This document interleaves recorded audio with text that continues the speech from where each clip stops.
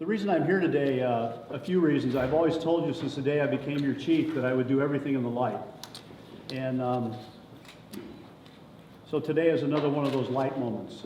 Most of you probably saw the article in the Valley News this morning, and I want to thank the Valley News for accurately reporting an article. I mean, to my colleagues here in the media, I can't tell you how impressed I am with their integrity in reporting stories in this city. They clearly want the truth, and so that's the direction I'm going to go on any given subject. So we have a criminal investigation going on in the city that started under the former chief and the former investigations unit. And I'm not going to name the victims because it's an ongoing investigation, and it's a very serious one. It involves a kidnapping, an assault, and various very serious charges, and we still have suspects outstanding. And what happened in the course of the beginning of that investigation, the former chief and his investigative unit were so busy trying to save his career and his job rather than focusing on that investigation, they've completely botched it. And now my current investigation unit and my current officers are taking heat from every direction by members of the city council, who you'll notice are not here today. They're actually undermining a criminal investigation along with a member of the Board of Supervisors. I'm not going to name people by name because that's not why I'm here to tell the story. I'm here to tell a story about how the council members, in conjunction with the Police Officers Association and members of that association, have used city funds and city resources to run what I would call an extortion racket. That's what's been happening in Calexico. So how do I know that? I know that from facts now.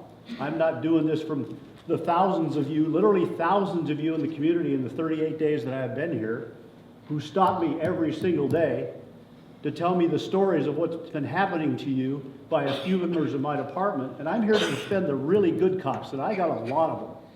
They're busting their tail on a very serious criminal investigation, and council members and members of the POA and the former chief and his Board of Supervisors are undermining that investigation. And anywhere in America, that's a crime. So as of last night, I met with the FBI, and we're investigating that as a crime against those individuals. I've had it. These people are being threatened by gang members. They're being followed by gang members.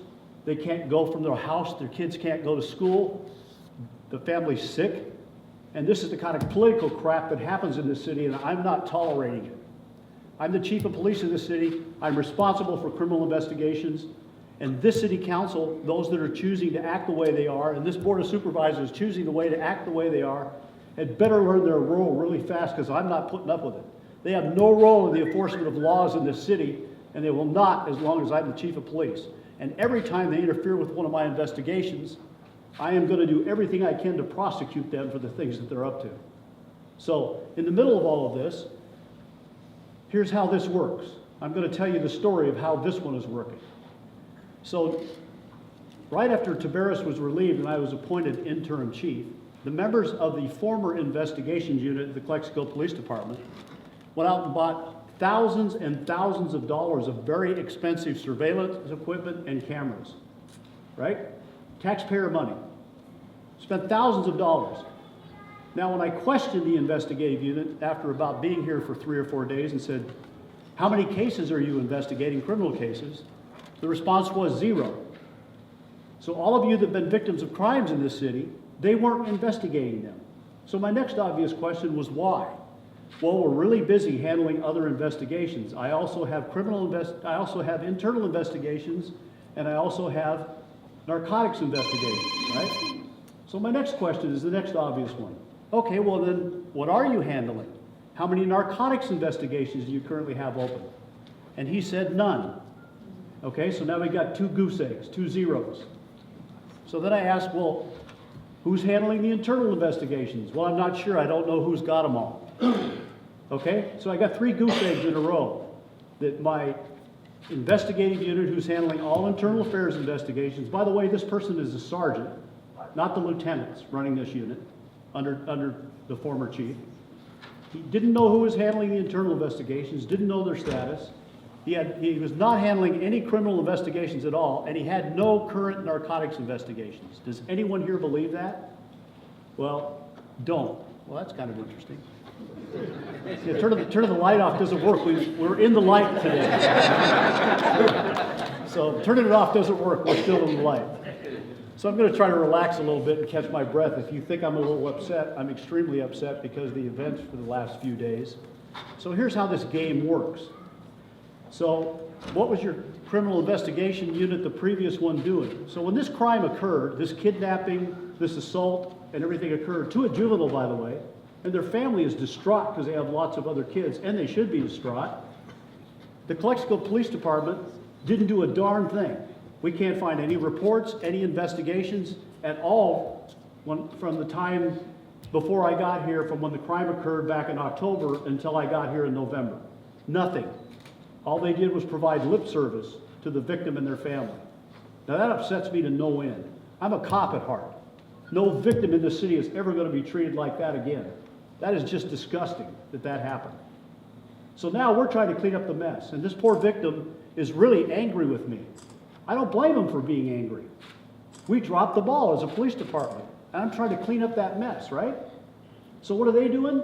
They're trying to use that for political hay, our council members, to try to get the city manager and I fired, saying that we're not doing a professional job of policing, and using the actions of the former chief and his staff to blame it on my current officers who are busting their tail and me.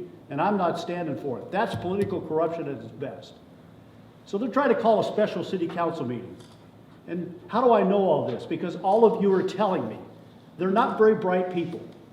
They're out talking, shooting off their big mouth, calling us MF gringos, which in my world is a racial slur or a cultural bias. And if one of my officers did that, I'd fire him. And one of my officers actually confronted me and said, "Chief, you're telling us you'd fire me for that. Why do some city council members get to talk that way?" Well, you know what? I don't manage them. I'm part of the executive branch. They're part of the legislative branch. It's up to the citizens of the community to decide when they've had enough of that.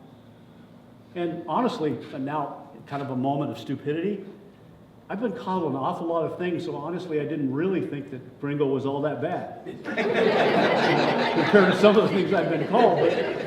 But when I didn't realize that there's many definitions of gringos, so many members, I think it was Gilbert Otero, who was very, very gently was saying, "Oh no, that's not the definition they're using to describe you." You know, so now I'm clear that they're actually using racial slurs and bias, and they're trying to literally use anything they can. They're trying to call a special meeting. They want to call a special meeting to fire the city manager. Oh, there's a surprise. Have you seen that one before? And by the way, they can't under the laws of Calexico, because after an election, nothing can happen in 90 days, right? Everybody knows that. They're going to try anyway. And they're now trying to interfere with my criminal investigation and use that to pull off a reason to have a city council meeting. And can I talk about a criminal investigation in a city council meeting? No, never. I have ethics. I have principles. I have values, and I live by them. I took an oath of office. So did they, but they're choosing not to follow it. This is a disgusting day for me to have to come and say it, but I've literally had it. This goes on every single day. I'm trying to run a police department, and they're doing everything they can to undermine my every move. So, two members of the council, which I mentioned on more than one occasion, help me every day. Councilmember Hurtado's here, the mayor's here. They're helping me every day try to work through all the morass of chaos that's happening in that Calexico Police Department. They're trying to help me with issues in the city. One stood up here at a city council meeting 2 weeks ago and said he'd meet with me. He didn't. And the other two refused to meet with me. How do you run a city as a city council when you won't even meet with your chief of police? Again, this is just disgusting. And this is their attitude about running the city and what they think they can do. So, am I upset? You bet I am. And why am I upset? Because I have some professional police officers, and I have a community that's been victims of crimes, and they're now interfering with that investigation. And my friends at the FBI and the district attorney's office are going to help me investigate this, because I've literally had it. So then what was your investigative unit doing under the former chief with all that technology? So here's what they do with it. Here's how the scam has worked between the POA and the city council members that are pulling the stunts around the city. They were using all this high-tech equipment to go around the city, both voice recording, tracking, and taking pictures of city council members, trying to get them in compromising positions. Kind of like the mafioso in New York, exactly like the mafioso in New York. That's how they're operating. Then they're working with this victim. They're trying to talk this victim into running around talking to every state official, every local official, the FBI, the ATF, and everybody else to tell about how corrupt I am and my police officers that we aren't investigating this guy's kidnapping, okay? So the former chief, members of my department, members of the POA are behind that. They're pushing that. They're pushing this gentleman into doing those kinds of things. And he's not aware of it because he's just distraught. He wants help. And they're feeding him the story that we're not doing the investigation, that we're not providing, that we should do it. Okay? So now they're taking all these pictures, they're getting video evidence, and what do you think they're doing with that? So you wonder why city council members from time to time in cities act in a very strange way? They're being extorted. They're being extorted with information and with pictures. And unfortunately, some of my officers were up to that, and we have the physical evidence currently in the hands of the FBI to prove it.